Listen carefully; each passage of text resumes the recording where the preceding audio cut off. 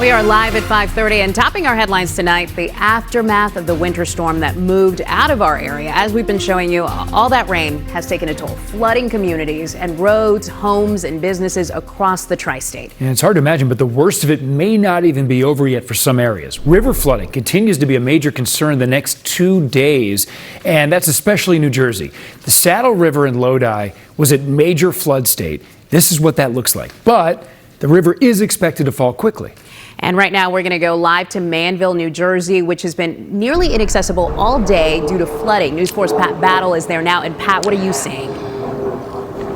Well, it's starting to recede just a little bit here now, hours and hours after these streets became flooded. But I want to put this in perspective for you. Back in 1999, I spent days, if not weeks, reporting from here in Manville and neighboring Bound Brook after Tropical Storm Floyd tore through here and just devastated this part of Somerset County. In fact, 2 people died in Bound Brook as a result of that storm. Now, since then, a multi-million-dollar flood mitigation project undertaken by largely the federal government came into play here, and Bound Brook now finds itself protected by levees and flood walls and floodgates. Well, here in Manville, they weren't eligible for that aid, and they're hoping that now maybe the feds will reconsider that after they've been hit by storm after storm after storm.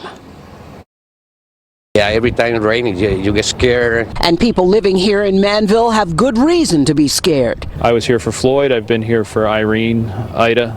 OEM Director John Bentz has been with the Manville Fire Department for 30 years and has seen a steady rise in the frequency of storms and in the amount of rain they bring. The biggest thing is all the building that's being done around us, whether it's, Hillsborough or Bridgewater, Somerville, all our surrounding towns, and the runoff, it's got to go somewhere, and of course it's going to flow, downstream. Which literally turns the streets here into waterways, at best clogging streets with frustrated drivers trying to navigate around all the ones that have to be shut down as the Raritan River seeps into the roads and far too often into people's homes. You ever see anything like this before?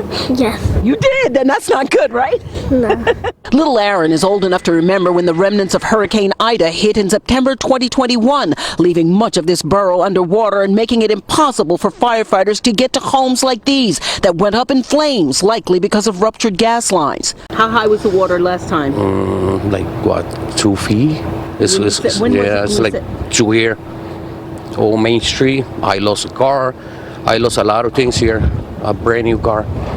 And that's why I'm scared a little bit now because it's here again. This flood closing off the south end of town is courtesy of the Royce Brook, swollen from river runoff. The borough has pleaded for decades for federal help, but say they're swimming in red tape. Mitigation is what we need. Like right here, we have the Royce Brook. I mean, we need it. I know our mayor's been working, tirelessly to, to have them come through and do some kind of, even if they could dredge it or do some kind of study. Mike Barton took these pictures of his flooded street with his drone as people move their cars to higher ground, or in little Tanner's case, haul out a boat and make the best of it. So you didn't have school today?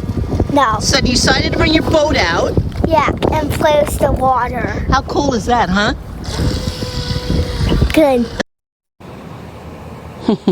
Kids, right? I know. If Tanner didn't have school today, we don't yet know if schools will be closed tomorrow because look at this water. I mean, and this is indicative of what's all over this town tonight. Many roads, including the main one here along Main Street, still closed tonight in Manville. And that's where we're reporting live. Pat Battle, News 4 New York. Okay, something has got to be done. Pat, thank you so much. The concern for people happening along the Passaic River in Paterson, New Jersey, too, as they believe they're in danger.